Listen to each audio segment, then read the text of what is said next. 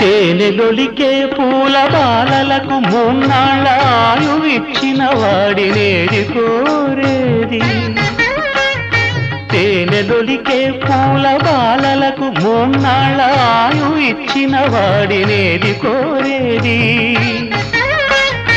బండరాలను చిరాయువుగా జీవించమని ఆనతిచ్చిన వాడినేది అడిగేది.